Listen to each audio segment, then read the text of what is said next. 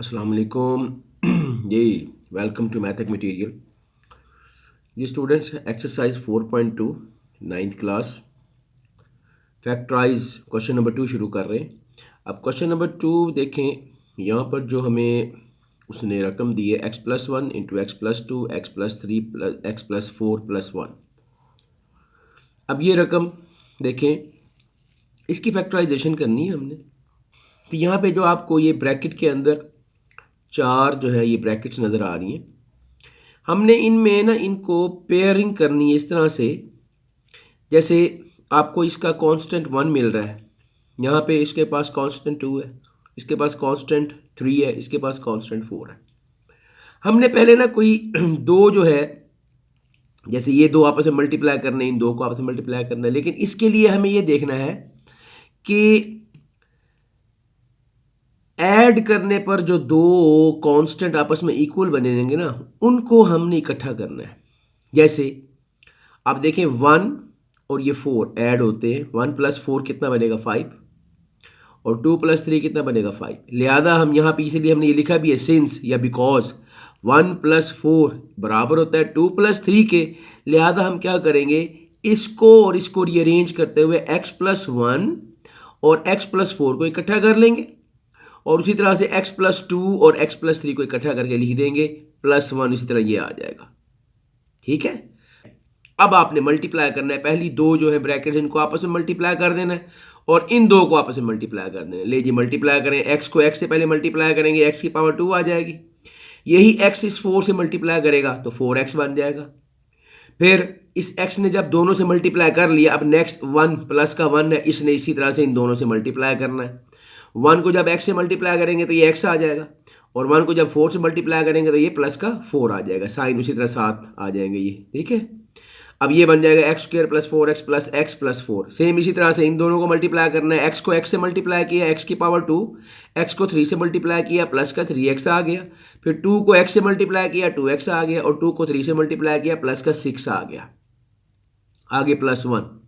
अब यहाँ पे ये 4x + x ऐड होके 5x बन जाएगा। ये x2 + 5x + 4 आ गया। इसी तरह यहाँ पे भी x2 ये दोनों ऐड हो गए, +5x + 6 + 1। अब आप देखें कि आपके पास ये जो ब्रैकेट में रकमें आ रही हैं, इसमें ये पहली दो टर्म इसकी x2 + 5x, इसकी भी पहली दो टर्म देखें x2 + 5x, ये सेम है। ठीक है ना। ये इधर से ये वाली इसकी ये दो पहली टर्म, और इस एक्सप्रेशन में ये दो पहली टर्म, ये दोनों आपस में देखें सेम है। तो हम लेट यहाँ पे हम फर्ज कर लेंगे, इसको अब सब्स्टिट्यूट कर लेंगे y से, कि लेट x² + 5x = y।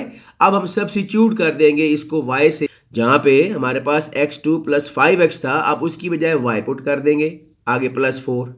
इसी तरह से अगली ब्रैकेट में x2 + 5x, उसकी जगह पे हम y पुट कर देंगे, और आगे प्लस का 6, ये आ जाएगा +1। अब इन दो को आपस में मल्टीप्लाई कर देंगे। ठीक है। बट असल में ना यहाँ पे ये तीन टर्म्स को मल्टीप्लाई करना फिर बहुत लंबा सवाल बन जाता है, मिस्टेक होने का जो है वो चांस ज़्यादा बन जाता है। इसीलिए फिर हम इस सवाल को इस तरह हल करते हैं सब्स्टिट्यूशन मेथड से, कि हम इसके ये दो वेरिएबल जो दो टर्में हैं ना, उसको किसी एक वेरिएबल या किसी एक कांस्टेंट के बराबर ले लेते हैं। ठीक है। और उसको हम रिप्लेस करके हल कर लेते हैं। अब देखें ये मैंने यहाँ पे इनको मल्टीप्लाई करना ईजी है। आखिर में जाके फिर दोबारा हम y जहां पर आ रहा होगा, हम उसकी जगह उसकी वैल्यू वापस पुट कर देंगे। ठीक है जी। तो अब ये देखें, ये आ जाएगा हमारे पास इस तरह से जी। अब इनको मल्टीप्लाई करने लगे, y को y से मल्टीप्लाई किया y को 6 से मल्टीप्लाई किया 6y। फिर इसी तरह से 4 को y से मल्टीप्लाई करने पर 4y आ गया, और 4 को 6 से मल्टीप्लाई करने पर 24 आ गया, +1। ब्रैकेट खत्म हो गई, तो ये हमारे पास टर्म आ गई। अब देखें यहाँ पे लाइक टर्म, जैसे ये दोनों आपस में ऐड हो रही है, और ये दोनों ऐड कर दी, ये y² + 10y, 6y + 4y मिलकर 10y बनाएगा, और 24 + 1 मिलकर हमारे पास बन जाएगा 25। ओके जी।